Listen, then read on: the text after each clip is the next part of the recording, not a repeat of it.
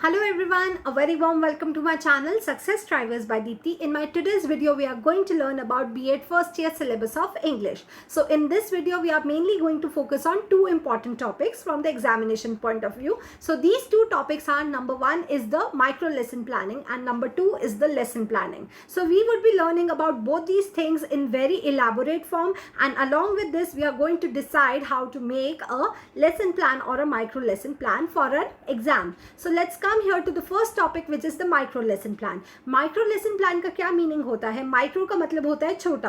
Coming here to the next word which is lesson plan. Lesson plan का क्या meaning होता है? एक ऐसी आउटलाइन जो आप प्रिपेयर करते हैं ताकि आप अपने टॉपिक को बहुत ही ज़्यादा इंटरेस्टिंग बना सके. एक ऐसी आउटलाइन आप प्रिपेयर करेंगे ताकि आप अपने टॉपिक को कंडक्ट कर सके क्लास के अंदर. So this is called a lesson plan. तो जब हम लोग एक लेसन प्लान को छोटा कर देते हैं, एक आउटलाइन को बहुत ही ज़्यादा मिनिमाइज कर देते हैं, in that case we are coming forward to a micro lesson plan. तो माइक्रो लेसन प्लान जो होता है उसका मेन ऑब्जेक्टिव यही होता है कि वो एक टीचर की, एक प्यूपिल टीचर की स्किल्स को इन्हांस कर सके. सो यहाँ पे इसका मेन ऑब्जेक्टिव क्या है? हम लोग एक प्यूपिल टीचर को डेवलप कर सके into a proper trained and professional teacher. अगर हमें एक ट्रेन्ड और प्रोफेशनल टीचर चाहिए तो उसके लिए उसके पास सारी स्किल्स होनी बहुत ही ज़्यादा ज़रूरी है. एक टीचर को पता होना चाहिए कि वो अपनी क्लास में किसी भी लेसन को अगर कंडक्ट कर रही है तो उसे क्या क्या स्किल्स आनी चाहिए, क्या वो मेथडोलॉजी यूज़ कर रही है, अपने लेसन को कंडक्ट कैसे कर रही है. लाइक वो इंडक्टिव मेथड यूज़ करेगी या डिडक्टिव मेथड यूज़ करेगी, लेक्चर मेथड करेगी या प्रॉम्प्टिंग द क्वेश्चंस करेगी.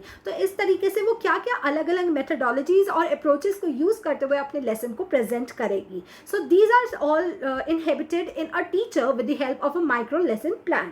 So the main objective of a lesson plan is to train the teaching skills into a teacher. एक pupil teacher के अंदर हमें क्या करना है? बहुत सारी skills को enhance करना है, लेकर आना है through micro teaching. Micro teaching के थ्रू हम लोग ये करते हैं. यहाँ पे इसकी एक definition है. Let's read out the definition. Micro teaching is a real teaching. एक real type की teaching है. इसके अंदर क्या होता है? Reduced in time. ये reduce हो जाती है टाइम में. अब टाइम कितना रिड्यूस हो जाता है? एक नॉर्मल लेसन प्लान अगर हम कंडक्ट करते हैं नॉर्मल क्लासरूम के अंदर तो क्या होता है? 20 to 30 मिनट्स का लेक्चर होता है.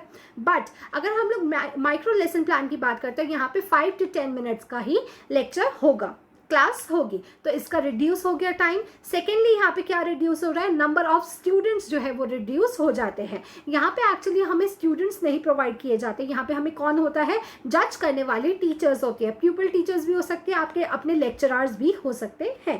तो यहाँ पे क्या होता है? रिड्यूस नंबर ऑफ चिल्ड्रन होते हैं. यहाँ पे कोई 30-40 बच्चों की क्लास नहीं होती. यहाँ पे मुश्किल से 6 या 7 लोग होते हैं जो कि आपको जज करते हैं आपकी स्किल्स के बेसिस पे और आपको रेटिंग देते हैं. The third point is range of activities. आप एक क्लासरूम के अंदर काफ़ी सारी एक्टिविटीज़ परफॉर्म करते हैं, काफ़ी सारे क्वेश्चंस पुट अप करते हैं, बच्चों को काफ़ी सब कुछ समझाते हैं. ये तो हो गई लेसन प्लान की बात. बट जब हम लोग एक माइक्रो लेसन प्लान की बात करते हैं तो उसके अंदर क्या होता है? हमारी सारी चीज़ें शॉर्ट डाउन हो जाती है, मिनिमाइज हो जाती है. तो इसका क्या मतलब है? आपका जो लेसन का कंटेंट है वो भी बहुत ही ज़्यादा क्या हो जाएगा? शॉर्ट डाउन हो जाएगा. तो अगर आप अपनी क्लास में एडजेक्टिव्स पढ़ा रहे हैं तो आप एडजेक्टिव्स के अंदर काफ़ी सारी चीज़ें बताएंगे, डेफिनेशन बताएंगे, उसके बाद आप बताएंगे एग्जाम्पल्स, उसके बाद आप एंटोनिम्स बता सकते हैं, उसके सेंटेंस प्रैक्टिस करवा सकते हैं, डिग्रीज ऑफ कंपैरिजन करवा सकते हैं, एटसेट्रा. बहुत सारे टॉपिक्स आ जाते हैं एडजेक्टिव्स के अंदर. बट क्या होगा? ये सब तो एक लेसन प्लान का पार्ट है. अगर एक माइक्रो लेसन प्लान को प्रिपेयर करना है तो आप उसमें क्या कवर कर सकते हैं? 5 to 10 मिनट्स में आप खाली 2 ही टॉपिक्स को कवर कर पाएंगे, डेफिनेशन ऑफ एडजेक्टिव्स एंड इसके साथ साथ आप क्या कर सकते हैं? Examples of adjectives. तो ये हो गया माइक्रो लेसन प्लान का पार्ट, जिसमें कि आप क्या कर रहे हैं? Reduce to time, reduce to content and number of students are also reduced. The characteristics क्या होती है माइक्रो लेसन प्लान की? इसके बारे में पढ़ लेते हैं. Scale down teaching. इसको क्या बोलते हैं? स्केल्ड डाउन टीचिंग बोलते हैं. क्यों बोलते हैं इसको स्केल डाउन टीचिंग? इसका यही रीजन है कि यहाँ पे सब कुछ क्या हो जाता है? मिनिमाइज हो जाता है. जो क्लास साइज होता है वो भी रिड्यूस हो जाता है. वहाँ पे 10 या उससे कम ही लोग होते हैं. इसके अलावा जो ड्यूरेशन होती है 30 मिनट से घट के कितने पे आ जाती है? 10 मिनट्स पर आ जाती है. और जो हमारा टॉपिक साइज होता है वो भी क्या हो जाता है? रिड्यूस हो जाता है. अब यहाँ पे एक पॉइंट जो है वो बहुत ही ज़्यादा नोटिसेबल है. जब भी आप किसी इंटरव्यू के लिए जाएंगे in future being a teacher तो आपको क्या बोला जाएगा? वहाँ पे जाके आपको बोला जाएगा आपको एक डेमो प्रेजेंट करना है. एक डेमो के अंदर आप क्या प्रेजेंट करेंगे? आप एक माइक्रो लेसन प्लान प्रेजेंट करेंगे instead of a lesson plan. कोई भी आपके टॉपिक को 30 मिनट्स तक वहाँ पे सुनने के लिए वेट नहीं करेगा. वहाँ पे आपको क्या करना है? आपको एक माइक्रो लेसन प्लान प्रिपेयर करना है. So coming here to the second characteristic feature of this, which is provides the feedback for home, जो भी ट्रेनी है उसके लिए क्या किया जाता है, एक फीडबैक प्रोवाइड किया जाता है। फीडबैक किस फॉर्म में होता है, एक रेटिंग स्केल के फॉर्म में होता है, 5, 4, 3, 2, 1 एंड 0। इस तरीके से मार्क्स होते हैं। हर किसी चीज़ के ऊपर ये मार्क्स हो सकते हैं। प्रॉम्प्टिंग गुड क्वेश्चंस, उसके बाद आपका सेकेंड ऑब्जेक्टिव हो सकता है इंडक्टिव मेथड, थर्ड हो सकता है deductive method, explaining the rules, giving the examples, relevant examples. इस तरीके से अलग अलग हेडिंग्स हो सकती है अलग लोगों के पास जो आपको जज कर रहे हैं, और उसके बेसिस पे वो क्या करेंगे, रेटिंग स्केल के ऊपर आपको मार्क्स देंगे। 5, 4, 3, 2, 1 कोई भी मार्क्स वो दे सकते हैं। Third is focuses on developing the teaching skills. ये चीज़ हम लोग शुरुआत से पढ़ रहे हैं कि माइक्रो लेसन प्लानिंग का मेन ऑब्जेक्टिव क्या है, उसका यही ऑब्जेक्टिव है कि हम लोग क्या कर सके, एक टीचर के अंदर बहुत सारी स्किल्स को प्रेजेंट कर सके। तो वो स्किल्स कोई भी हो सकती है, क्वेश्चनिंग हो सकती है, एक्सप्लेनेशन हो सकती है, या फिर इलस्ट्रेशन भी हो सकता है। ठीक है, अब यहाँ पे बहुत सारे ऐसे चीज़ें हैं जो आपको पता होनी चाहिए अगर आप किसी और को जज कर रहे हैं या कोई आपको जज कर रहा है during the micro lesson planning. तो वो चीज़ें क्या क्या है उसके बारे में जान लेते हैं। Number 1 is the prompting question. सबसे पहले हम जानते हैं प्रॉम्प्टिंग क्वेश्चन। उसका क्या मतलब है, आप क्वेश्चन कर रहे हैं, बच्चों को क्रॉस क्वेश्चनिंग कर रहे हैं या नहीं कर रहे हैं। Second thing is coordination in the statements. आपने अभी कुछ बोला और एकदम से आप कुछ और ही बोल देते हैं, तो वो कोऑर्डिनेशन नहीं है, एक पॉजिटिव अप्रोच नहीं होगी, ये चीज़ भी देखी जाती है। Third thing is fluency in the language. आपकी लैंग्वेज में फ्लुएंसी है या नहीं, आप ज़्यादा स्टटर या स्टैमर तो नहीं कर रहे हैं एक्सप्लेन करते समय, ये देखा जाता है। The next is questions for the testing. आप टेस्ट करने के लिए, बच्चों को इवैल्यूएट या असेस करने के लिए क्या क्वेश्चंस पुट अप करते हैं वो देखा जाएगा। Next is simple interesting examples. आप किस तरीके से अपनी क्लासरूम को और भी ज़्यादा इफेक्टिव बनाएंगे और अपनी टीचिंग लर्निंग लेसन को और भी ज़्यादा इंप्रूव कैसे करेंगे, एग्जाम्पल्स के थ्रू करेंगे। और आप क्या एग्जाम्पल्स देते हैं इसको भी जज किया जाता है। Next is use of inductive and deductive approach. आपको पता होना चाहिए कि आपको कैसे शुरू करना। अगर आप इंग्लिश का कोई ग्रामर का टॉपिक बता रहे हैं तो उसके लिए आप क्या यूज़ कर सकते हैं, इंडक्टिव मेथड का यूज़ कर सकते हैं, एग्जाम्पल्स टू रूल्स।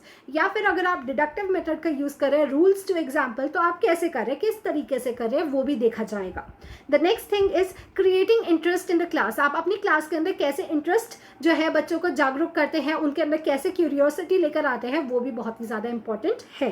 तो इस तरीके से होती है माइक्रो लेसन प्लानिंग। अगर आपको थोड़ी और डिटेल्स चाहिए, प्रिंसिपल्स जानने हैं इसके, जो कि एक्चुअली बहुत ही कॉमन है, तो आप जा सकते हैं पेज नंबर 96 SM आचार्य बुक। तो उस बुक के अंदर कंप्लीट डिटेल दी हुई है about the principles. Coming here to the next topic which is the lesson planning. अब पढ़ेंगे लेसन प्लानिंग के बारे में कि क्या होता है लेसन प्लानिंग। तो लेसन प्लानिंग बेसिकली क्या है, एक ऐसी आउटलाइन है जो कि आप पहले बनाते हैं अपने क्लासरूम में जाने से पहले, ताकि आपको क्या पता हो कि आपको कैसे अपनी चीज़ों को ऑर्गेनाइज करना है और कैसे एक सिस्टमैटिक लेसन प्रेजेंट करना है। सो coming here to the definition of lesson plan, the outline prepared by a teacher। एक टीचर एक आउटलाइन प्रिपेयर करती है to teach a specific subject matter. एक स्पेसिफिक सब्जेक्ट, एक स्पेसिफिक टॉपिक के लिए आप एक क्या करते हो, आउटलाइन प्रिपेयर करते हो, रफ कंसेप्ट मैप प्रिपेयर करते हो, जिससे कि क्या होगा, आप अपने लेसन को और भी ज़्यादा सिस्टमैटिक वे में प्रेजेंट कर पाओगे।